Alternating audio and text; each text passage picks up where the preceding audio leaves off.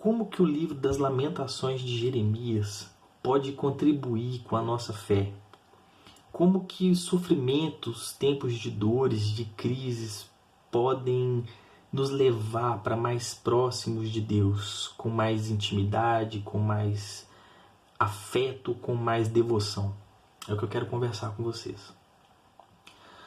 O contexto do livro das Lamentações de Jeremias é o seguinte: Deus tinha dado a ordem para Jeremias ir ajudar e profetizar contra aquele povo, falando que se eles não se arrependessem dos seus pecados, da idolatria, do tanto que estavam afastando de Deus, então um castigo recairia sobre aquela nação. Durante 40 anos Jeremias falou, e as pessoas só o desprezavam. 40 anos de desprezo. Jeremias já estava aflito. E por fim, então, Deus permite que a nação de Judá fosse castigada. Ele permitiu, quando os babilônicos invadiram Judá, invadiram a capital de Judá, Jerusalém, saquearam, roubaram, destruíram a cidade, colocaram fogo, levou muita gente em cativeiro, e ali eles fizeram uma arruaça total, destruíram aquela cidade, destruíram aquele lugar, inclusive destruíram o templo de Salomão, que era o ponto referencial comunitário e culturalmente o local sagrado, onde que por mais de 400 anos eles serviam a Deus, e ali foi totalmente destruído e queimado. Jeremias, um homem de Deus, ele viu tudo isso acontecer. 40 anos profetizando, vendo o povo desprezar e agora participando desse sofrimento do povo através desse cativeiro babilônico. E aí então ele escreve esse livro das Lamentações. E no capítulo 2, se você for ler, chega até a dar um nó na garganta. Tem uma parte que, no versículo 11 e 12, que ele fala que a situação estava tão crítica ali dentro, que ele falava que chorava muito, que a tristeza estava acabando com ele, porque ele via crianças e bebês morrendo de fome nas ruas da cidade. Aqui fala, no versículo 12 do capítulo, no versículo 12 do capítulo 2. Essas crianças dizem: mamãe, estou com fome, mamãe, estou com sede. Eles caem pelas ruas como se estivessem feridas e morrem aos poucos nos braços das mães. Jeremias está desesperado porque a situação é crítica. E nos primeiros 2 capítulos, capítulo 1 e 2, ele lamenta essa situação desolada de Jerusalém após a destruição causada pelos babilônicos. Então ele reconhece que Jerusalém foi destruída como consequência do povo ter se rebelado contra o Senhor. Uma curiosidade real e histórica é que os judeus acreditam firmemente que o mal sobrevém como consequência do pecado. Então, tudo isso aqui estava acontecendo como consequência do pecado, na visão deles. E um exemplo claro dessa crença deles é os conselhos dos amigos de Jó, Mas enfim, aí a gente chega no capítulo 3. Deixa eu achar aqui. Então a gente chega no capítulo 3. E eu vou deixar aqui o leitor fazer essa leitura dos versículos 1 a 20. Lamentações, capítulo 3. Castigo, arrependimento e esperança. Eu sou aquele que sabe o que é sofrer os golpes da ira de Deus. Ele me levou para a escuridão e me fez andar por caminhos sem luz. Com a sua mão me bateu muitas vezes o dia inteiro. Deus fez envelhecer a minha carne e a minha pele e quebrou os meus ossos. Em volta de mim, ele construiu um muro de sofrimento e amargura. Ele me fez morar na escuridão como se eu estivesse morto há muito tempo. Deus me amarrou com pesadas correntes. Estou na prisão e não posso escapar. Grito pedindo socorro, mas ele não quer ouvir a minha oração. Não posso seguir em frente, pois com grandes blocos de pedra ele fechou o meu caminho. Deus tem sido para mim como um leão de tocaia, como um urso pronto para atacar. Ele me afastou do caminho, me fez em pedaços e depois me abandonou. Ele armou o seu arco e fez de mim o alvo das suas flechas. As flechas atiradas por Deus entraram fundo na minha carne. O dia inteiro as pessoas riem de mim. Elas zombam de mim nas suas canções. Deus me encheu de comidas amargas e me fez beber fel até eu não poder mais. Ele esfregou o meu rosto no chão e quebrou os meus dentes nas pedras. Já não sei mais o que é paz e esqueci o que é felicidade. Não tenho muito tempo de vida e a minha esperança no Senhor acabou. Eu lembro da minha tristeza e solidão, das amarguras e dos sofrimentos. Penso sempre nisso e fico abatido. Essa é a síntese dos primeiros 20 versículos. Jeremias, ele descreve a dor e a angústia que ele sentiu naquele tempo. E era como se Deus estivesse jogando contra. E ele fala que a infelicidade, a desesperança, a tristeza, solidão, a amargura, fala que mais o sofrimento, até mesmo o versículo 4, ele fala que aquele sentimento de morte no 6, quer dizer, é como se ele já tivesse morto, e tudo isso acontecendo naquele tempo que a Babilônia estava destruindo aquele povo dele. E todavia todos esses sentimentos ganhavam muita ênfase porque eles não estavam conseguindo, ou não estavam olhando para Deus, mas estavam somente focando nas dores que os babilônicos estavam gerando neles. E nos versos 19 e 20 aqui, que eu quero focar dentro desses primeiros 20 versículos, Jeremias diz que enquanto ele pensava no passado, quando ele tentou avisar o povo sobre a dor, sobre o castigo que viria, e ele se lembrava que o povo rejeitava, aquilo trazia tristeza para o coração dele. E de repente, quando ele parava de pensar nessas coisas e pensava no que estava acontecendo naquele momento presente, de cativeiro, de dor, de morte, de injustiça, enfim, ele ficava mais triste ainda. Ou seja, enquanto focou no passado e nas dores, ele perdeu Deus de vista e assim também perdeu a esperança. Esses primeiros 20 versículos são totais de quem não tem mais esperança alguma. Como que a gente pode ver isso aplicado aos nossos dias, né? Nossos problemas, eles podem se tornar muros que tampam a nossa visão sobre Deus, ou nossa visão de Deus. É como se Deus estivesse aqui, e aí os nossos problemas a gente vai colocando aqui na frente. E vai colocando, vai colocando, vai colocando. Daqui de onde que eu estou, eu já não vejo minha mão de trás. E aqueles problemas, eles ganham tanta ênfase que Deus some atrás deles. Tem uma frase, se eu não me engano, é do Max Lucado. Ele fala o seguinte, que quanto mais nós alimentamos os nossos medos, mais a nossa fé morre de fome.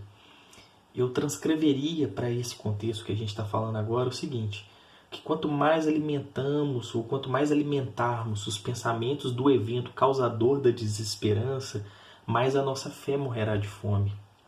Perder Deus e seus propósitos de vista é perder a esperança, é se entregar.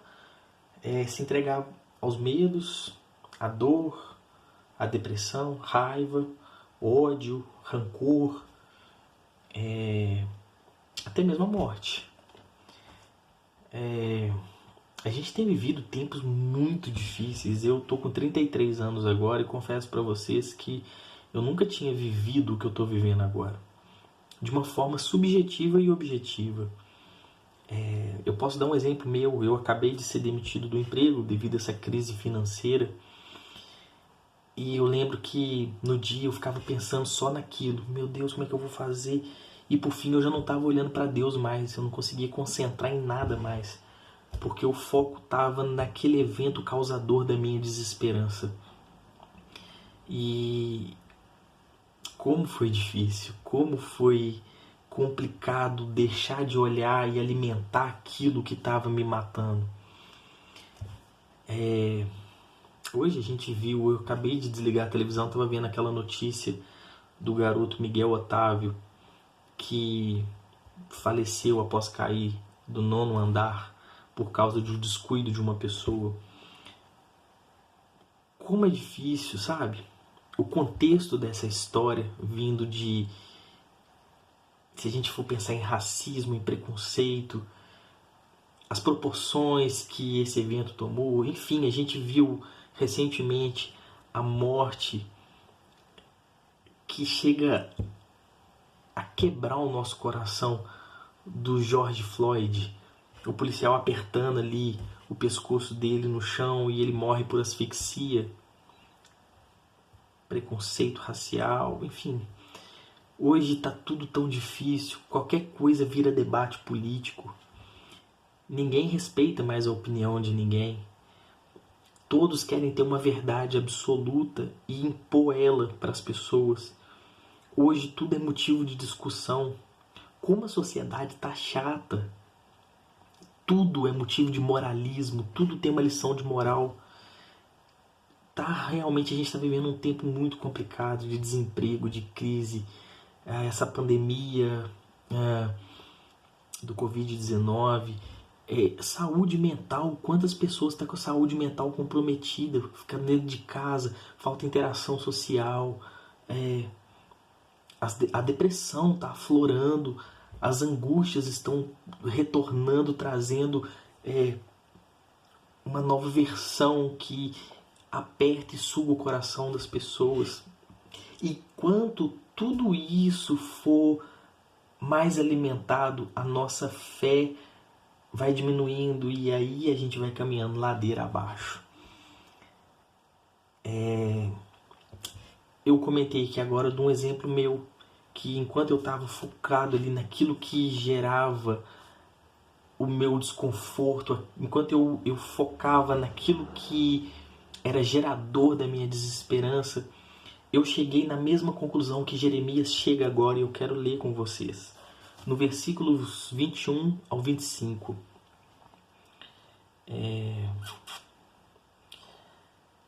Eu quero trazer à memória aquilo que me traz esperança. E o que me traz esperança? O amor de Deus não se acaba e a sua bondade não tem fim. Esse amor e essa bondade são novas todas as manhãs. Como é grande a fidelidade do Senhor! Deus é tudo que eu tenho e por isso eu confio nele.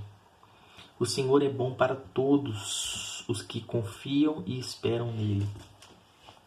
No meio a essa confusão de pensamentos e a essa força que se dá a adventos ruins que te tampam a visão de Deus, Jeremias ele chega a uma conclusão. Ele para e fala, eu preciso renovar os meus pensamentos, eu preciso renovar minha mente. Esses pensamentos que eu estou tendo só está me fazendo perder a fé, só está me fazendo não ter esperança mais, só está me fazendo esquecer quem Deus é e o que Ele é capaz de fazer. Eu preciso renovar a minha mente, eu preciso mudar os meus pensamentos. E isso me remete ao texto de Paulo aos Romanos, capítulo 12, versículo 2, quando ele fala que ele precisa renovar a mente dele em Cristo para que ele consiga experimentar as vontades de Deus, que são boas, que são perfeitas e que são agradáveis. E por que então que Jeremias pensa em renovar a mente? Porque ele lembraria de todas as bênçãos de Deus ao seu favor e a favor do seu povo, e isso renovaria sua esperança.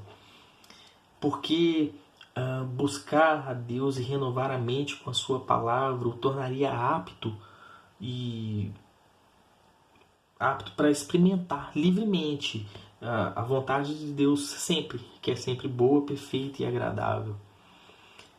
Eu poderia te propor que você pausasse esse vídeo aqui agora e recordasse quantas bênçãos Deus fez por você. Uma a uma, lembrar uma a uma. Conta quantas são e você vai ver que à medida que você vai lembrando, as suas esperanças elas vão sendo renovadas. E aí quando a gente vai lembrando quanto Deus fez por nós, a gente vai lembrando de coisas simples, Coisas assim que naturalmente a gente não conta. Por exemplo, deixa eu ver uma coisa que está perto de mim aqui, tá? Eu tive a possibilidade de comprar uma Bíblia com uma versão mais fácil para entendimento. Isso é bênção de Deus. Coisa simples. Eu estou sentado numa cama, eu tenho uma cama quentinha, eu estou debaixo de um teto. São bênçãos. E isso traz esperança. E no verso 21 ele fala, nessa versão aqui ele fala, mas a minha esperança volta quando eu penso no seguinte. Outras versões vão dizer o seguinte, eu quero trazer à minha memória aquilo que me traz esperança. Possivelmente você já usou esse texto, você já falou sobre esse texto, já aplicou ele na sua vida. Essa conclusão de Jeremias, né? Só que a gente precisa ver que esse texto, sem o contexto dele, ele perde o brilho. Não é qualquer coisa que ele queria trazer esperança, que ele queria trazer memória. Não era simplesmente uma cama quentinha ou uma Bíblia NTLH. Ele diz que uma coisa trazia esperança para ele. E essa coisa que trazia esperança para ele está nos versos 22, 23, 24 e 25. A misericórdia de Deus que não o deixou ser consumido. Ele entendia que não há luz, que não há comunhão entre luz e trevas. Corrigindo. Que não há comunhão entre luz e trevas. E que pelo fato de Deus ser totalmente luz e que o homem, por ter o pecado dentro de si, pende para as trevas, só pela misericórdia de Deus diária, que se renova diariamente, ele não seria consumido, ele não seria abandonado por Deus, ele não seria lançado ao castigo eterno por Deus. E isso prova a fidelidade do amor de Deus por pessoas tão pecadoras quanto aquele povo de Judá, quanto a Jeremias, quanto a você que está ouvindo isso, quanto a mim. E ele finaliza dizendo que o Senhor é bom para quem confia nele. Ou seja, até nos dias ruins Deus está no controle, com cuidado, com misericórdia, com amor por nós. E aí eu trago aqui os versos 28, 29 e 31, que é um convite que Jeremias faz para a gente então focar os olhos em Deus. Se a gente quiser renovar a nossa mente em Cristo, a gente precisa deixar de focar e de pensar naquilo que causa a nossa desesperança e começar a focar em Deus e confiar em Deus. Os versículos 28, 29 e 31 falam o seguinte. Quando Deus nos faz sofrer, devemos ficar sozinhos, pacientes e em silêncio. Devemos nos curvar humildes, repito, devemos nos curvar humildes, pois ainda pode haver esperança. O Senhor não rejeita ninguém para sempre. Eu foco nessa parte, devemos nos curvar humildes. O primeiro passo para a gente renovar a nossa mente em Cristo é nos curvar, reconhecer, dar glória a Ele. Porque é isso o foco da vida, né? No sofrimento é hora de olharmos para Deus, isto é, confiar, esperar nele. Isso nos remete ao Salmo de Davi, capítulo 51, versículo 17, quando ele diz que um coração contrito e quebrantado Deus não despreza. Davi estava vivendo uma situação parecidíssima com a desse povo de Judá. Ele tinha passado por um problema de desobediência.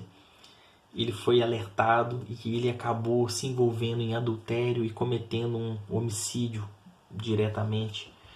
E ele estava tão arrependido, que ele se arrependeu de fato quando ele deixou de olhar para aquela situação e começou a olhar para Deus. E ele viu que ele estava todo errado.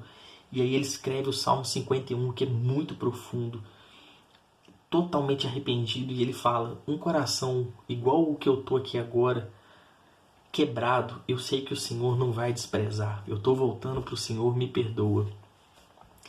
E é no sofrimento que nós nos encontramos assim, vulneráveis, impotentes, totalmente dependentes.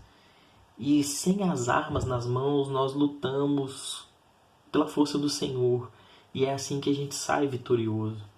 Jeremias fecha no versículo 40, falando o seguinte: examinemos seriamente o que temos feito e voltemos para o Senhor.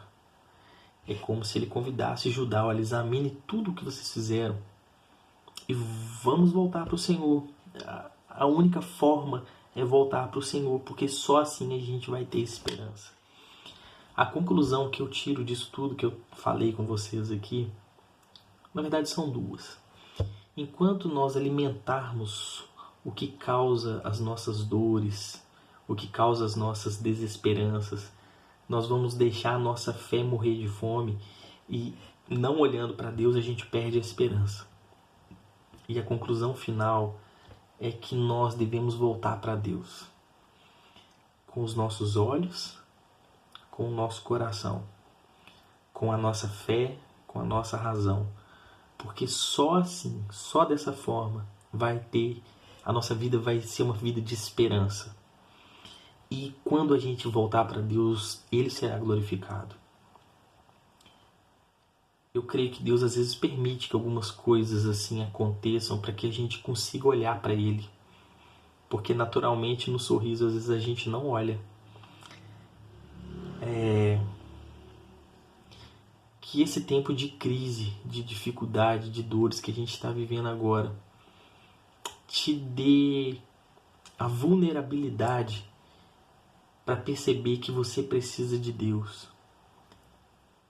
E a sensibilidade para que você entenda que Ele está só te esperando. E quando você olhar de fato para Ele, você vai ver que os seus problemas, eles não é que vão diminuir, mas eles não vão ter domínio sobre você. Você vai ter mais capacidade para resolver esses problemas, para lidar com eles. E o nome de Deus ele vai ser glorificado. Eu creio que é isso que esse texto, esses 3 primeiros capítulos das Lamentações de Jeremias tem para a gente hoje. Deus te abençoe.